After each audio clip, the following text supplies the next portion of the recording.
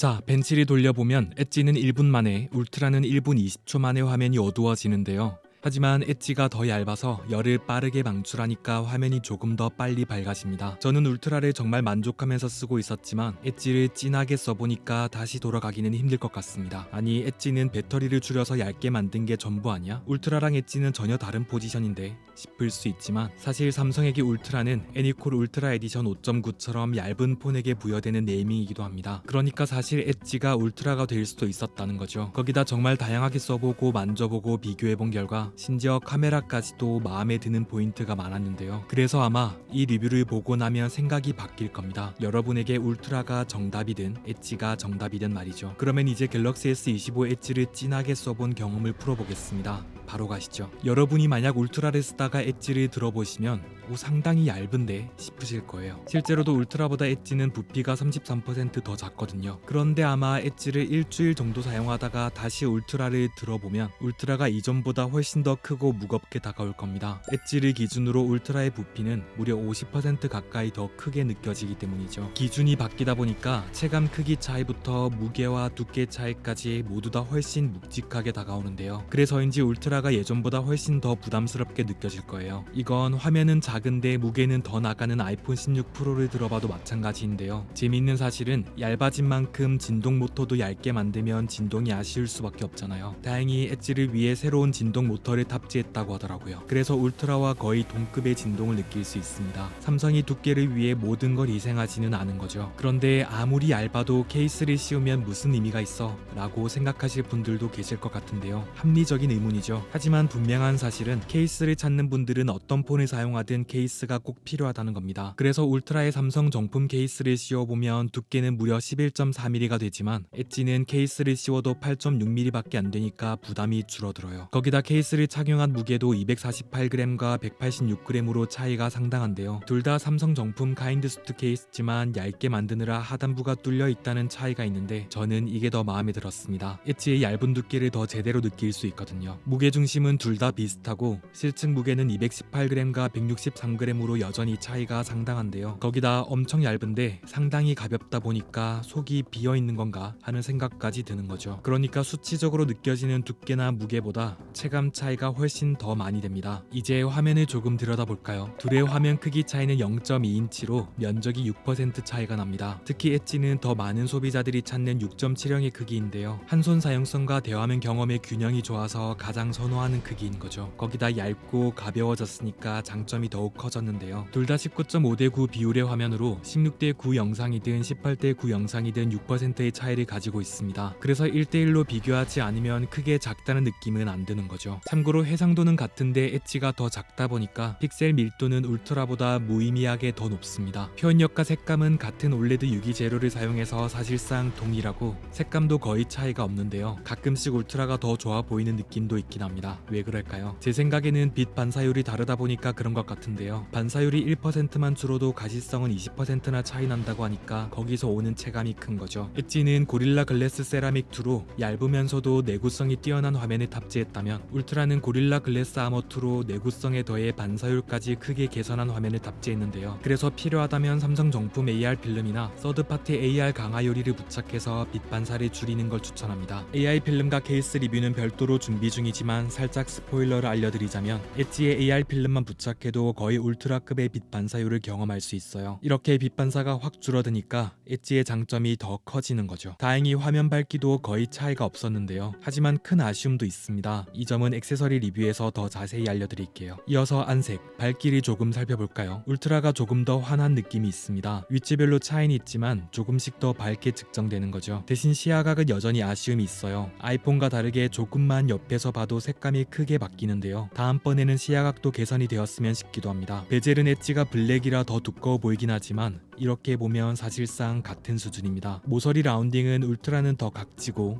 엣지는 조금 더 둥근 느낌인데요. 개인적으로는 곡률이 카메라와 같은 수준이면 더 예쁘지 않을까 싶기도 하더라고요. 대신 원 UI가 둥글둥글한 컨셉이라 울트라보다는 엣지와 조금 더 잘 맞는 느낌은 있어요. 하드웨어와 소프트웨어가 조금 더 찰떡 같은 느낌인 거죠. 실제로도 부드러운 모서리가 더 친근하고 시각적으로 편안할 뿐만 아니라 안전한 느낌을 준다고 하는데요. 대부분의 소비자들이 화면은 플랫하면서도 모서리는 둥근 디자인을 선호한다고 하더라고요. 그래서 엣지도 나쁘진 않지만 아이폰처럼 조금은 더 과감한 라운딩을 넣어도 좋지 않을까 싶기도 합니다.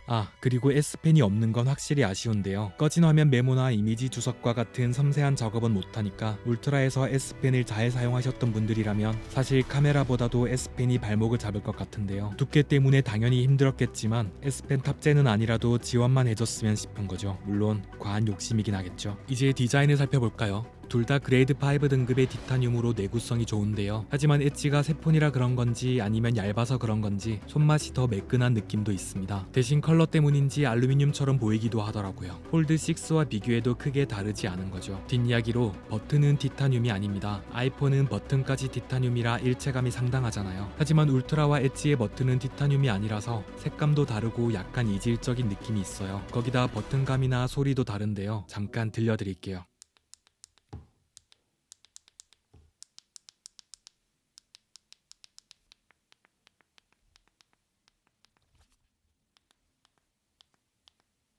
그러니까 엣지는 엄청 딸깍거리고 울트라는 아주 약간 정제된 느낌이라면 아이폰은 매우 낮고 묵직하면서 고급스럽게 들리는 거죠. 컬러는 울트라와 다르게 제트 블랙도 일반 구매가 가능해서 선택해봤는데요. 생각보다 더 단정하고 지문이나 유분도 잘 안 보이는 데다 상당히 고급스러워서 마음에 들더라고요. 물론 울트라도 개인적인 최애 컬러인 티타늄 그레이로 선택해서 고급스럽고 세련된 느낌이 들었는데요. 둘 다 봐도 질리지 않는 장점을 가졌습니다. 카메라를 자세히 보면 기기 측면과 카메라의 마감이 다른 데요. 아이폰처럼 일체감 있는 느낌과는 조금 다른 느낌을 가지고 있습니다. 거기다 울트라는 올리브링에 약간 떠있는 느낌이고 엣지는 카메라 섬의 이중 카툭티라 컨셉 자체가 다른 거죠. 카툭티 두께만 보면 엣지가 훨씬 더 크지만 전체 두께는 울트라가 조금 더 묵직해요. 그래서 이렇게 눌러보면 울트라는 살짝, 엣지는 훨씬 더 들썩입니다. 물론 아이폰만큼은 아니고요. 저는 둘 다 마음에 들었는데요. 올리브링은 울트라와 훨씬 더 잘 어울리고 아이폰처럼 심플한 마감의 카메라는 엣지와 잘 어울립니다. 측면 곡률은 후면에 라운딩을 넣어서 나름 손맛이 좋았어요. 완전 얇은 플레이트 판을 들고 있는 느낌인데요. 정말 폴드6를 딱 반으로 잘라서 만든 것만 같은 거죠. 울트라도 비슷한 방향성이긴 한데 두께 때문인지 확실히 묵직합니다. 버튼은 엣지가 더 얇고 높이도 살짝 달라요. 단자는 울트라가 중앙 정렬이라면 엣지는 아래를 날려버린 느낌입니다. 마치 갤럭시 탭과 비슷한 느낌인 거죠. 확실히 S펜 없는 엣지가 하단부도 더 심플하고 스피커 홀 위치도 제자리를 찾았습니다. 절연띠는 울트라가 좌측면 1개,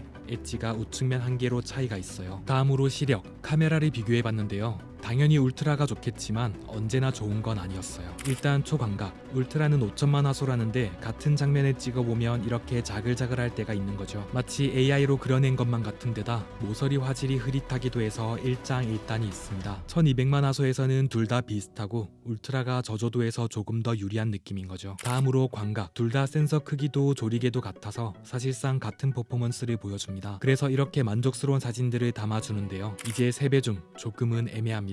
엣지는 메인을 당겨서 찍는 거고 울트라는 별도의 센서로 찍는데 이게 좀 작은 데다 1000만 화소라 업스케일링을 하거든요. 때로는 울트라가 더 나은데 비슷하게도 했다가 엣지가 더 나을 때도 있는 거죠. 5배 줌은 사실 확대하기 전까지는 제법 괜찮아요. 심지어 10배 줌도 그냥 보기에는 나쁘지 않거든요.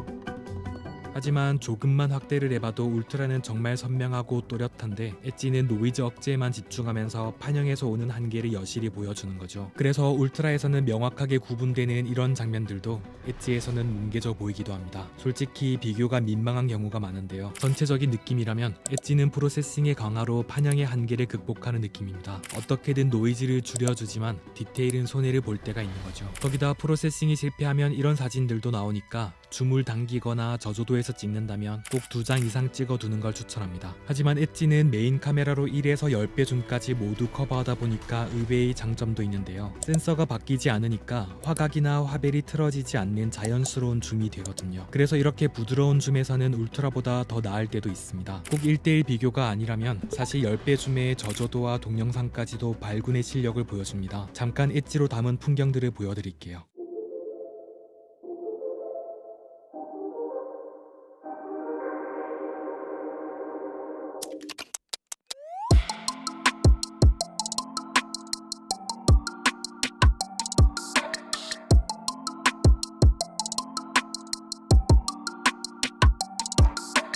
참고로 카메라를 200% 활용하려면 설정도 만져보고 카메라 어시스턴트도 꼭 설치하고 설정한 다음에 사용하시는 걸 추천합니다. 이제 목소리도 조금 들어볼까요? 스포일러를 먼저 말씀드리자면 울트라와 엣지는 비교가 안됩니다. So sweet, I wanna dream about you, but can't sleep 'cause I want it to be true. So sweet, I wanna dream about you, but can't sleep 'cause I want it to be true.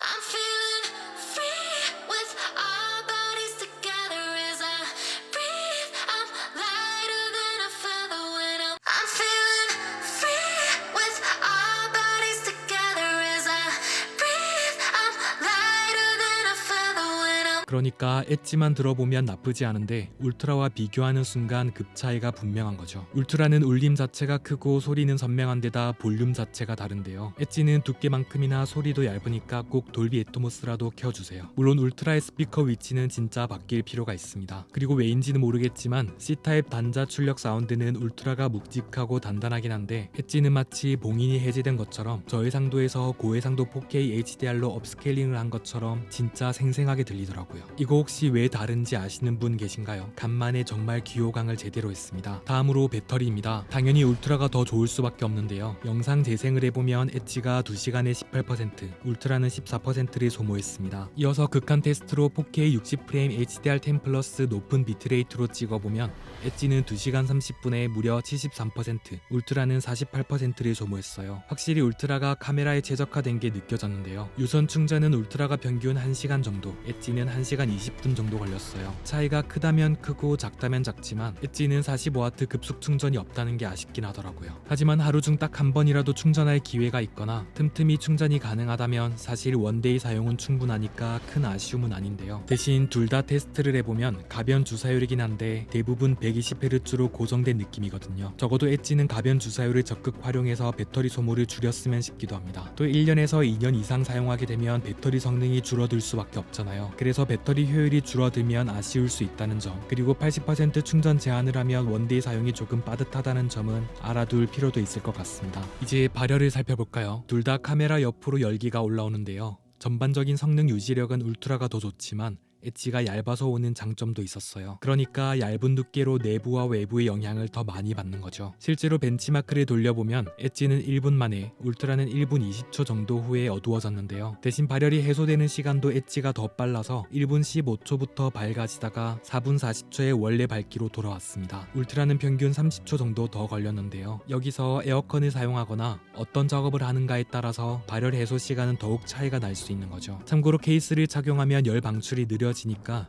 40초에서 1분 정도 더 오래 걸리더라고요. 그래서 엣지를 더 쾌적하게 사용하고 싶다면 생폰을 적극 추천합니다. 다음으로 성능을 살펴볼까요? 긱벤치 6는 사실 편차 수준으로 거의 비슷합니다. CPU와 GPU가 엎치락 뒤치락 하는 거죠. AI 벤치도 제법 비슷한 결과를 보여줬는데요. 디스크 스피드도 전체적인 성능 차이는 크지 않았습니다. 순차 쓰기보다는 순차 읽기가, 랜덤 읽기보다는 랜덤 쓰기가 조금 더 빨랐는데요. 3D 마크는 10번 이상 스트레스 테스트를 다양하게 해보니까 최고 성능이나 안정성 모두 거의 대부분 울트라가 더 나았어요. 그러니까 울트라는 피크 성능도 좋았고 꾸준히 안정적인 성능을 보여주는 거죠. 물론 그럼에도 둘 다 안정성이 50% 아래로 떨어지는 건 아쉽기도 한데요. 스마트폰의 구조상 어쩔 수 없겠지만 CPU 플로드를 하면 곧바로 성능이 절반 아래로 떨어진다는 거니까 이 부분에서의 개선이 필요해 보이기도 합니다. 또 벤치마크 말고 실제 게임 퍼포먼스는 극한의 옵션을 요구하는 게 아니라면 대부분 유의미한 차이가 느껴지지 않았어요. 그러니까 엣지로도 충분히 쾌적한 게임을 플레이할 수 있다는 거죠. 참고로 AI 생성형 편집은 둘 다 속도가 비슷한 데다 결과물도 비슷합니다. 듯합니다. 거기다 와이파이 7 속도도 제가 사용 중인 2.5기가 광내내 제법 충실히 받쳐주니까 둘 다 만족스러운 거죠. 마지막으로 가격을 살펴보면 엣지는 두께의 특화 모델답게 플러스보다 15만원 정도 더 비싸고 울트라보다는 20만원 더 저렴한 가격표를 가지고 있어요. 물론 어느 정도 납득이 되기도 하고 사전 예약 혜택도 있긴 한데 출시 시기가 다르다 보니까 울트라와 거의 같거나 오히려 비싼 가격으로 구입하는 경우도 있어서 시기적인 아쉬움이 있습니다. 여기까지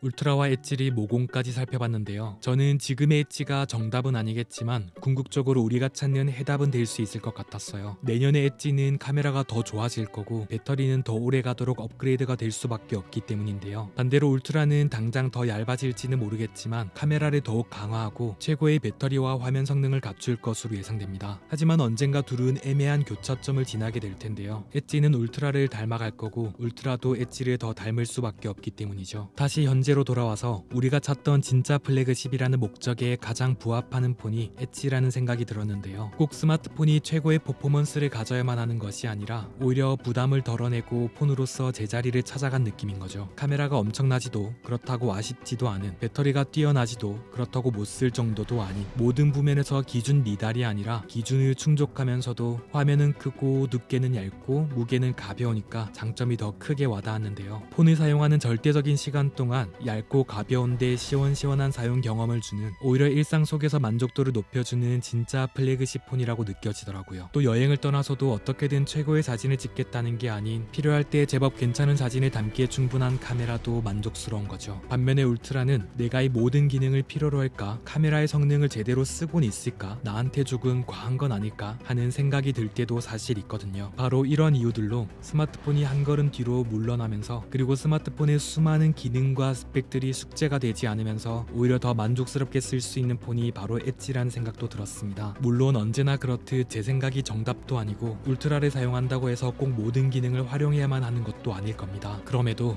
언젠가 삼성 애니콜 울트라 에디션은 얇다는 이유만으로 울트라가 되었던 것처럼 엣지도 충분히 얇다는 것이 주는 장점이 다른 모든 단점을 넘어설 수 있는 이유가 될지도 모르겠습니다. 여러분들의 생각도 궁금한데요. 엣지가 여러분이 찾던 바로 그 스마트폰인지, 아니라면 그 이유는 무엇인지 자유롭게 의견을 남겨주세요. 그러면 저는 또 다른 이야기로 돌아오겠습니다. 이상 맥가이버였습니다.